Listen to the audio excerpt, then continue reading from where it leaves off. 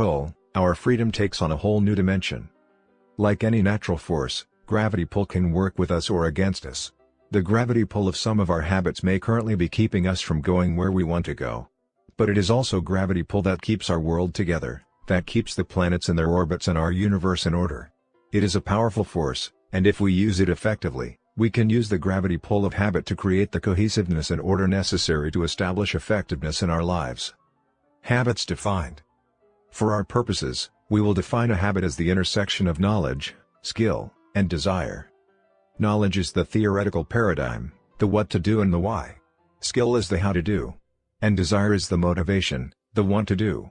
In order to make something a habit in our lives, we have to have all three.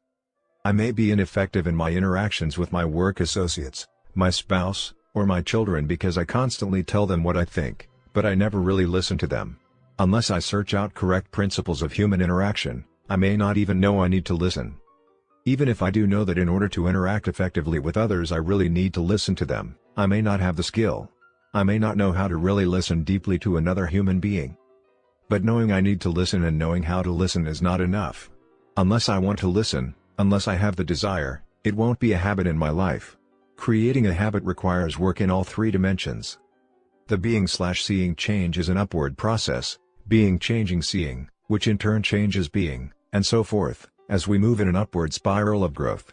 By working on knowledge, skill, and desire, we can break through to new levels of personal and interpersonal effectiveness as we break with old paradigms that may have been a source of pseudo-security for years. It's sometimes a painful process. It's a change that has to be motivated by a higher purpose, by the willingness to subordinate what you think you want now for what you want later. But this process produces happiness, the object and design of our existence. Happiness can be defined, in part at least, as the fruit of the desire and ability to sacrifice what we want now for what we want eventually. Effective habits. Internalized principles and patterns of behavior. The Maturity Continuum. The 7 habits are not a set of separate or piecemeal psych-up formulas. In harmony with the natural laws of growth, they provide an incremental, sequential, highly integrated approach to the development of personal and interpersonal effectiveness. They move us progressively on a maturity continuum from dependence to independence to interdependence. We each begin life as an infant, totally dependent on others. We are directed, nurtured, and sustained by others. Without this nurturing, we would only live for a few hours or a few days at the most.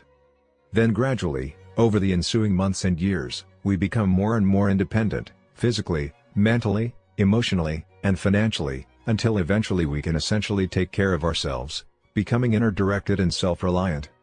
As we continue to grow and mature, we become increasingly aware that all of nature is interdependent, that there is an ecological system that governs nature, including society. We further discover that the higher reaches of our nature have to do with our relationships with others, that human life also is interdependent. Our growth from infancy to adulthood is in accordance with natural law. And there are many dimensions to growth. Reaching our full physical maturity, for example, does not necessarily assure us of simultaneous emotional or mental maturity. On the other hand, a person's physical dependence does not mean that he or she is mentally or emotionally immature. On the maturity continuum, dependence is the paradigm of you take care of me, you come through for me, you didn't come through, I blame you for the results. Independence is the paradigm of I can do it, I am responsible, I am self-reliant, I can choose. Interdependence is the paradigm of we can do it, we can cooperate, we can combine our talents and abilities and create something greater together. Dependent people need others to get what they want. Independent people can get what they want through their own effort. Interdependent people combine their own efforts with the efforts of others to achieve their greatest success. If I were physically dependent, paralyzed or disabled or limited in some physical way, I would need you to help me. If I were emotionally dependent, my sense of worth and security would come from your opinion of me. If you didn't like me, it could be devastating. If I were intellectually dependent, I would count on you to do my thinking for me, to think through the issues and problems of my life. If I were independent, physically, I could pretty well make it on my own. Mentally, I could think my own thoughts, I could move from one level of abstraction to another.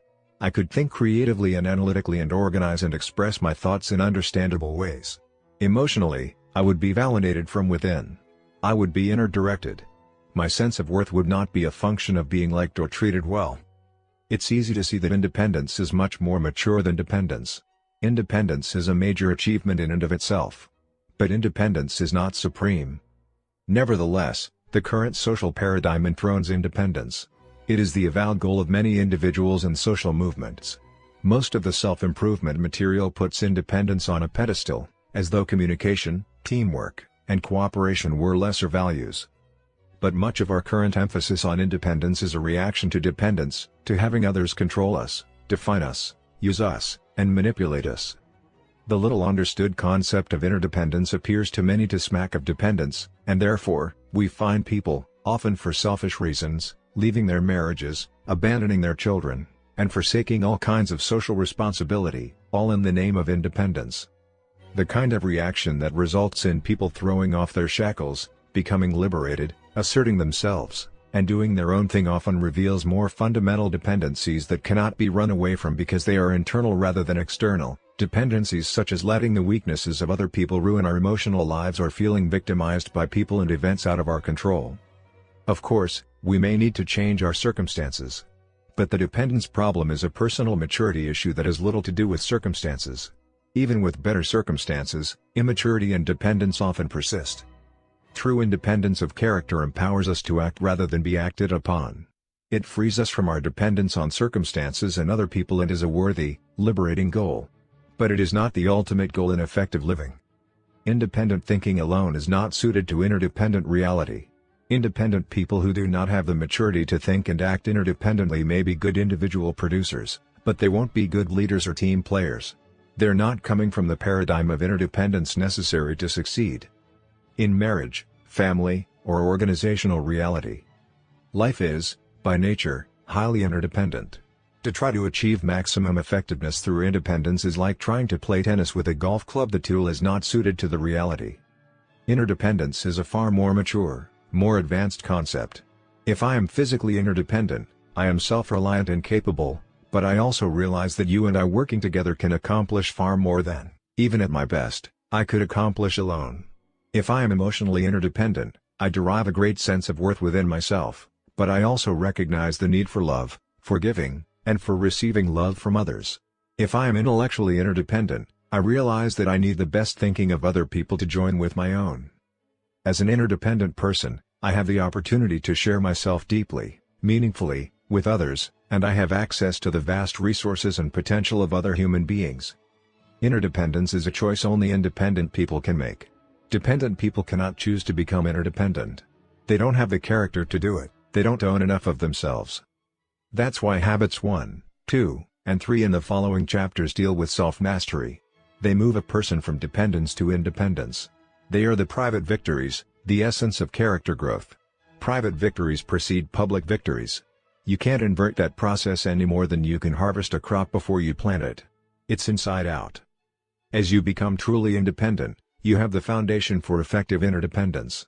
You have the character base from which you can effectively work on the more personality-oriented public victories of teamwork, cooperation, and communication in habits 4, 5, and 6. That does not mean you have to be perfect in habits 1, 2, and 3 before working on habits 4, 5, and 6.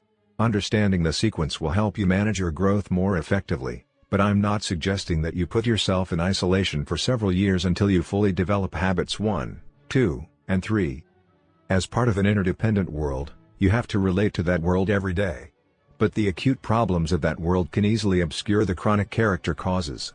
Understanding how what you are impacts every interdependent interaction will help you to focus your efforts sequentially, in harmony with the natural laws of growth. Habit 7 is the habit of renewal, a regular, balanced renewal of the 4 basic dimensions of life. It circles and embodies all the other habits. It is the habit of continuous improvement that creates the upward spiral of growth that lifts you to new levels of understanding and living each of the habits as you come around to them on a progressively higher plane. The diagram on the next page is a visual representation of the sequence and the interdependence of the 7 habits, and will be used throughout this book as we explore both the sequential relationship between the habits and also their synergy, how, in relating to each other, they create bold new forms of each other that add even more to their value. Each concept or habit will be highlighted as it is introduced. Effectiveness defined. The 7 habits are habits of effectiveness. Because they are based on principles, They bring the maximum long-term beneficial results possible.